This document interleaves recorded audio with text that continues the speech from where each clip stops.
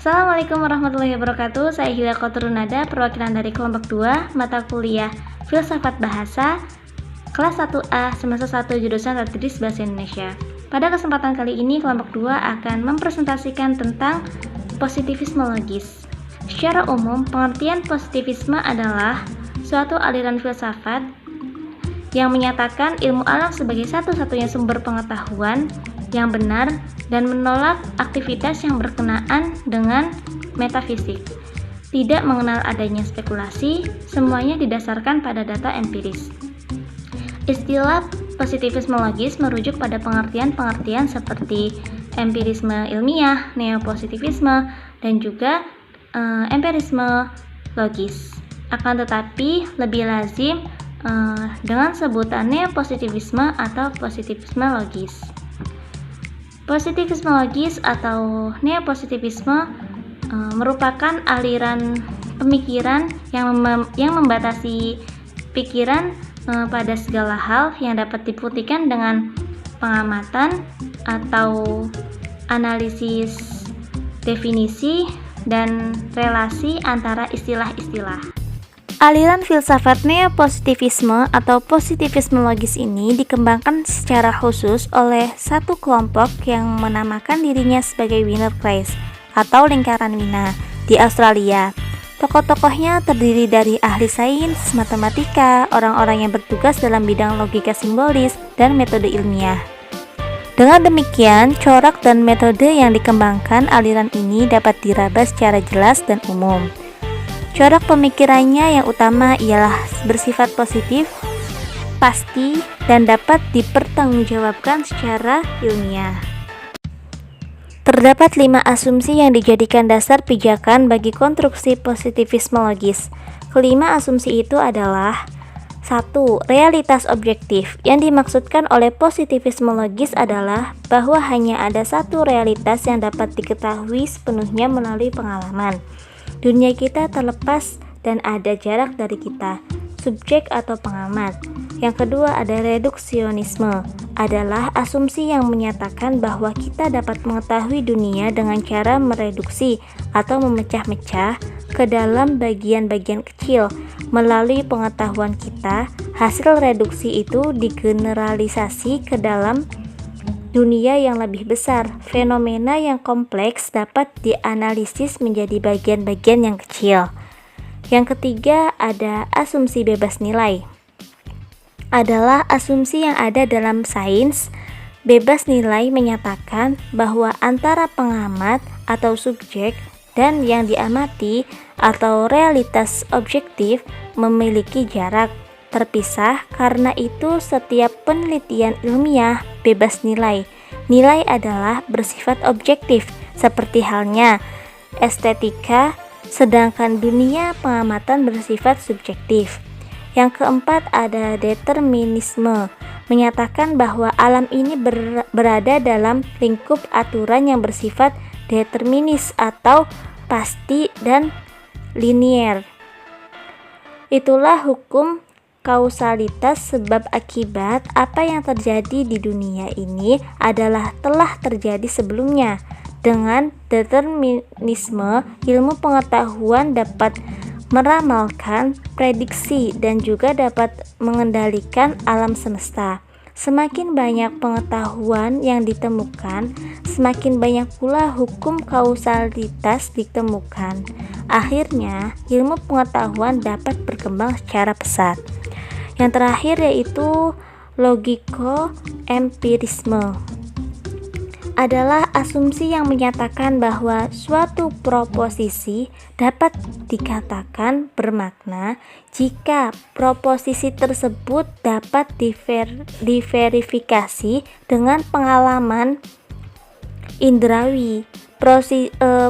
Proposisi yang mengungkapkan tentang sesuatu yang bersifat metafisis adalah tidak bermakna karena ungkapan itu tidak dapat diverifikasi secara empirik. Seluruh pengikut aliran positivisme logis pada dasarnya membatasi filsafat pada epistemologi dan logika sebagai konsekuensinya, mereka sepakat menolak gagasan bahwa filsafat dapat mempersoalkan tentang realitas sebagai keseluruhan atau bahkan menolak usaha filsafat untuk memberi gambaran yang sistematis tentang realitas. Penolakan ini dilakukan dengan dua jalan, yaitu yang pertama dengan berusaha mengembalikan semua persoalan menjadi masalah pengalaman indrawi. Yang kedua, dengan menganalisis bahasa dan berusaha menunjukkan betapa kita dapat terpedaya oleh struktur bahasa. Oke, demikian penjelasan poin ke-1 dari saya. Poin selanjutnya akan dijelaskan oleh teman saya. Assalamualaikum warahmatullahi wabarakatuh. Saya Siti Nur Aisyah. Di sini saya akan melanjutkan penjelasan dari teman saya. Nah, para penganut positivisme logis tidak menghiraukan kebenaran suatu ucapan yang diungkapkan. Mereka hanya memperhatikan makna ucapan-ucapan yang penting bagi mereka.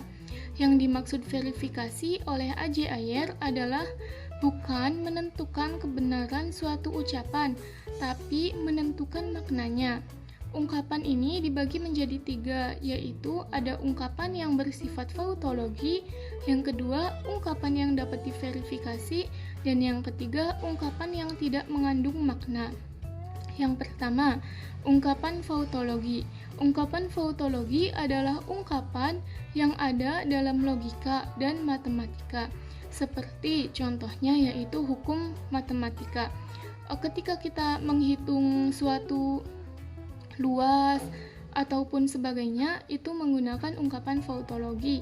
Yang kedua, ungkapan yang dapat diverifikasi merupakan jenis ungkapan yang dapat diuji melalui verifikasi. Nah, ungkapan ini adalah ungkapan yang bermakna. Lalu yang ketiga yakni ungkapan yang tidak bermakna, seperti metafisika. Menurut A.J. Ayer, semua ungkapan metafisis, etis, estetis, religius, dan sebagainya adalah ungkapan yang tidak bermakna. Itu karena di ungkapan-ungkapan tersebut prinsip verifikasi tidak dapat dipahami atau tidak dapat diklasifikasikan. Ya, cukup sekian penjelasan dari saya. Nanti akan dilanjutkan lagi oleh teman saya berikutnya. Assalamualaikum warahmatullahi wabarakatuh. Perkenalkan, nama saya Usop Nansana. Saya akan melanjutkan materi dari Siti Aisyah. Salah satu konsekuensi dari penerapan verifikasi pada teknis analisis bahasa adalah ketidakmampuan menjelaskan peristiwa-peristiwa melampau dalam bahasa sejarah. Oleh sebab itu, Alfred Jules Anyer memberi pembatasan mengenai kerja prinsip verifikasi dengan cara melakukan kesaksian orang yang dapat dipercaya. Begitu juga bagi peristiwa masa lampau yang sudah memakan waktu ratusan tahun, maka verifikasi yang dilakukan hanya bersifat prinsipil, tidak didasarkan pada bukti faktual. Sebab kalau tidak begitu, maka seluruh kejadian masa lampau menjadi tidak bermakna. Akibatnya, manusia akan kehilangan citra dan kesadaran historis. Menurut Alfred Jules Anyer, proposisi yang bermakna itu terbagi menjadi 2, yaitu proposisi analitik dan proposisi sintetis. Proposisi sintesis juga disebut dengan proposisi empiris. Proposisi analitik menurut penganut paham empirisme ialah yang didefinisikan sebagai proposisi-proposisi yang benar dengan jalan membuat definisi. Proposisi sintetis ialah proposisi yang didefinisikan sebagai kalimat yang berdasarkan fakta. Menurut Immanuel Kant, proposisi analitik adalah proposisi yang predikatnya sudah tercakup dalam subjek. Terhadap pemikiran Kant ini, Anyer memberi komentar bahwa proposisi sintetis a priori itu tidak ada. Anyer memberi alasan dengan mengajukan ide Davy, tetapi pernyataan itu memiliki referensi empiris. Dengan begitu, kata Anyer, konsep proposisi a priori itu harus ditolak karena sebenarnya itu tidak ada.